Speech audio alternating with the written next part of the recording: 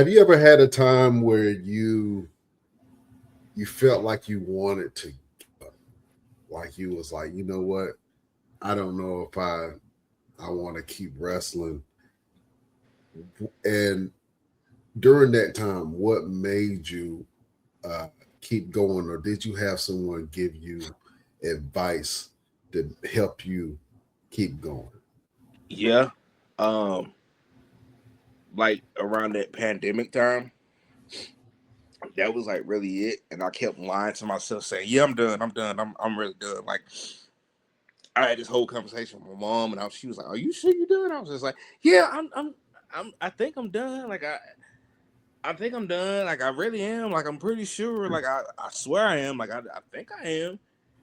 And like it was literally like me trying to convince myself about it because it was a lot going on at the time. You know, we was dealing with COVID, and at the same time, I had lost my brother, so I was like dealing with that. And then probably about a few months later, I lost my stepdad, and dealing with that. And then at that time as well, my mom was in and out the hospital because she was having issues with her illness, and it was just like a lot. And I was just like, man, I was like, it was kind of like me being like, all right, man, I got too much going on, so let me just stop. I'm done. Like I'm quitting. I didn't necessarily say I was quitting. I just kept saying, man, I'm trying to find something else different from wrestling, man. And I'm done. I'm done. I'm hanging it up. But I'm like, it was like Terry Funk. I just couldn't stay away. Like I was fake retiring, knowing I just couldn't stay away. And Mm-hmm. it was like when I kind of got to a point where it was just like, okay, man, like you still feel like I equivalent it to the movie Rocky Balboa, where he keeps saying it's still that beast in there somewhere. It's like it's not tamed, it's not done. And I just was just like, man, and like I said, it wasn't no conversation, it wasn't nobody. It was just literally me going like, sitting there going like, I'm not done. Like I still got something left. I still got something to prove. I still got something to give back, and I just can't sit here and just go like, all right, yeah. I just had to get back to it. Like I just had to keep going, and like luckily I kind of got like an open door welcome from Firestar, so that was kind of like, all right, I can go there and get my feet wet. I can hit some training sessions and get back going, and then when time was right, it was like, okay, I'm back. I just had to get back to it. And like I said, I still felt like I had something to prove, and people now still, and I say, yeah, man, I think I'm getting close to the end. Like I'm still doing, but I feel like I'm getting close. And people go like, ain't no, especially LeBron. LeBron does this all the time. I'd be like, yeah, man, eventually I'm gonna have to kind of just hang it up, and he'll go, why? For what? Says who? You're not done. And I go like, hey man, number one, you ain't my daddy. You can't tell me when I'm done or when I'm not done. Like, if I say I'm done, I'm done. But I think it's just the fact of like people still see the ability, people still see what I can bring, and they'll just be like, man, like, boy, you still got it, like you still move, like you still going. I'm just like, yeah, man. I guess so. I guess I'm still, still got that hunger in me a little bit to still keep going and still got that ability to keep going. I'm still, blessed enough to be healthy enough to get in there and go and with anybody, with everybody as well too. So, like I said, I had that moment where I was just like going through a lot mentally, and I was just like, man, I'm done. Like it's over. But it truly wasn't over. It was just like I just kind of had to take a break and get back to it. But I was lying to people saying I'm done, but I really wasn't done. Not by a long shot. So Yeah. So outside of professional wrestling, you actually dabble in music as well. I dabble in a lot of stuff, man. I dabble in a lot of stuff. It's a Talk to lot. the people about your musical talents and aspirations with that. Uh, that literally came because of COVID.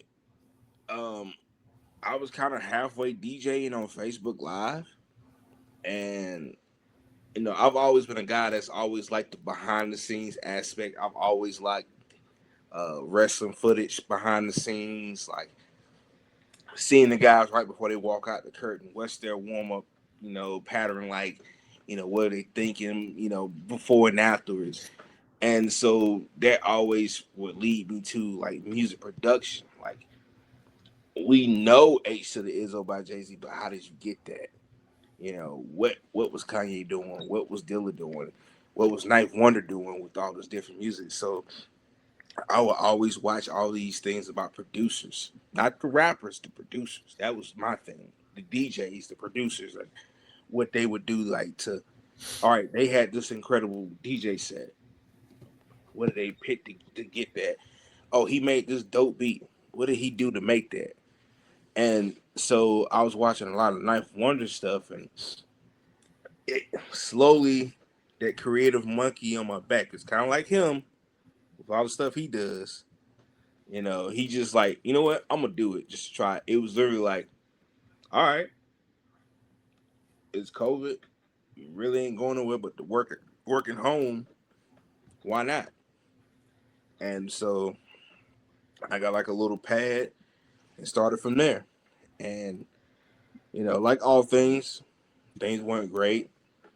I erased a lot of my earlier stuff because I'm like, I don't want to hear that. But slowly but surely, just working on the craft, and a lot of that time during COVID, watching guys still have shows like him, like Rob Killjoy, like JD Drake, watching all those guys still, have matches and doing that. It just was like, all right, you keep working on the craft. How do they do this? Or you learn how to do this. You learn how to do that. You figure out how to do this. You put these two things together. All right, well, I remember how to do this. Let me try to use it like this. And pretty soon it was just like, man, now I got to get an MPC because I'm only so far limited with this laptop as well. And then it just became this thing of like, all right, now I got a placement on this album. Now I got a placement on this album. Now I done made my first project. Now this person wants to do a whole project with me. Now it's like, all right, I done made a song that was on the album that I use as my theme song. Now it's like, all right, I done met legends in the game. I done met Dame Grease. I done met Large Professor. I got a guy that has connections with multiple people in Gene Brown that when I met him, he was like, yeah, I know about you. I seen your stuff. I went like, what? Like, and now it's just like, when people talk about music stuff, especially in the Carolinas, it's like, hey, I'm looking for a producer. And I automatically get tagged by people. And it's just like, man, I didn't think like starting off I would get to this level. I would have liked to, but it's just one of those things that you just you think about it, but you don't necessarily think it will happen.